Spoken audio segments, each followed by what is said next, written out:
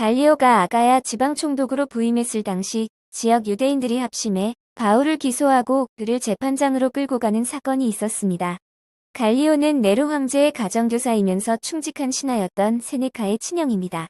두 형제 모두 역사적인 인물입니다.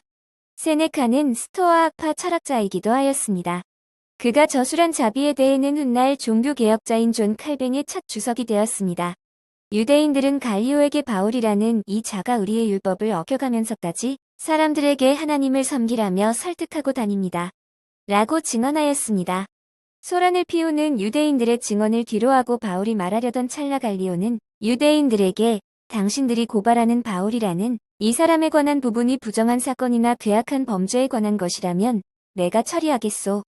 하지만 당신들이 주장하는 부분은 로마 황제에게 죄를 지어 심판의 권한이 미치는 범주가 아닌 오직 개개의 민족 언어와 명칭, 당신들의 규례인 율법에 국한된 부분이기에 이 문제는 당신들 스스로 처리하고 이러한 일을 공론화해 로마법으로 판결할 명분은 없다고 판단하오. 라고 말하였습니다. 이 말을 한 후 갈리오는 재판장에 들어온 유대인 무리를 모두 몰아냈습니다. 갈리오는 바울을 기소하기 위해 재판장에 몰려온 유대인들을 자신들의 규례만을 고집스럽게 추앙하고 오로지 말과 이념의 계승에만 목숨 거는 선동의 요소를 지닌 하나의 무리로만 보았던 것입니다. 똑똑한 사람이었습니다. 아울러 당시 로마법이 얼마나 합리적이며 체계적인 법안이었는지를 보여주는 대목입니다. 더구나 그는 바울이라는 사람에게도 별다른 관심이 없었습니다. 당시 유대인 사회에는 이러한 일이 쉽게 발생했기에 갈리오가 재판장에 들어온 유대인들을 나가라고 쫓아내었던 것입니다. 목적을 이루지 못하고 재판장에서 쫓겨난 유대인들은 화가 치밀어 올라 회당장 소스데네를 붙들어 재판관 갈리오 앞에서 구타하기 시작하였습니다. 이 모습을 지켜보게 된 갈리오는 유대인들이 하는 행동에 참견하지 않았습니다. 이것이야말로 정규불미 판결의 모태라고 봅니다. 갈리오의 행동은 본디오 빌라도와 다를 바 없지만 분명 갈리오는 법 앞에서만큼은 현명한 관료였습니다. 바울을 고발한 유대인 무리는 반그리스도 세력인 그리스 계열 유대교인이었습니다. 소스데네는 고린도 회당의 관리자였습니다. 자신들의 기소가 기각된 것에 화가 난 유대인들이 소스데네를 구타한 이유는 간단합니다.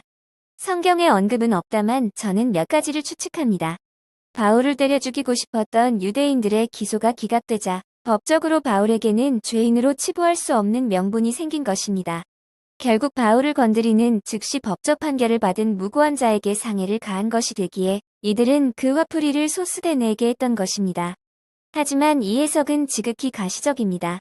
두 번째는 소스데네가 회당장으로 일하기 전 전임자였던 그리스보가 유대교에서 기독교로 개종했기에 유대인들은 그전부터 그리스보와 소스데네를 불손하게 지켜보고 있었던 것입니다.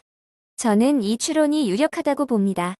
그러한 가운데 바울이 기독교 신앙을 전하자 둘을 똑같은 이들로 치부하고 바울 대신 소스데네를 더 나쁜 죄인 바울을 선처한 반역자로 보고 구타했던 것입니다.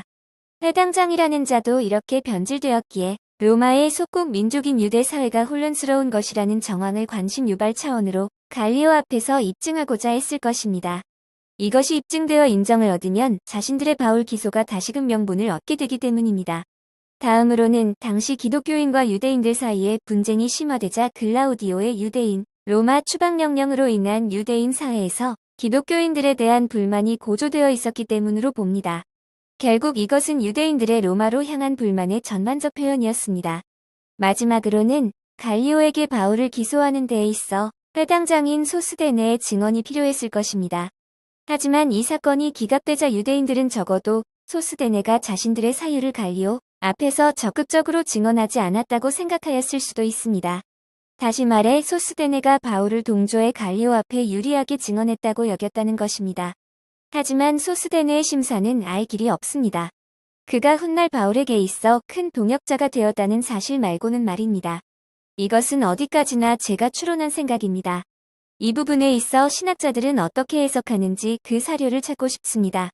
하나님께서는 사람을 천사보다 조금 못하게 창조하셨고 그분은 저를 보통의 사람들보다 조금 못하게 창조하신 것 같습니다. 저는 부족함이 많고 못난 사람입니다. 남들보다 잘하는 몇 가지 재능은 겸비했어도 오히려 많은 부분 남들보다 지니지 못한 것이 더 많습니다. 이 고백은 진심입니다. 어제는 잠들기 전 방 안에 앉아 하나님께서 남들보다 못하게 저를 만드신 이유에 관해 생각하였습니다. 저의 흑업인 지난 10년의 고백을 탈고하면서 그 참담함은 더 말할 것이 없었습니다. 다른 것은 내세울 것이 없지만 저는 분명 후대에 비평받는 사람이 될 것입니다. 그때 저는 위선자였다고 평가되고 싶지 않습니다. 이 모든 것이 하나님을 온전히 바라보라고 뜻하신 것은 아닌가도 판단됩니다. 바울과 유대인들의 관계는 성경상으로 볼 때 질척이는 인연입니다. 질척이는 싸움과 시기의 존재들. 기독교 역사에 존재했던 위대한 바울을 주변 모든 이들이 알지 못한다는 사실이 안타까울 따름입니다.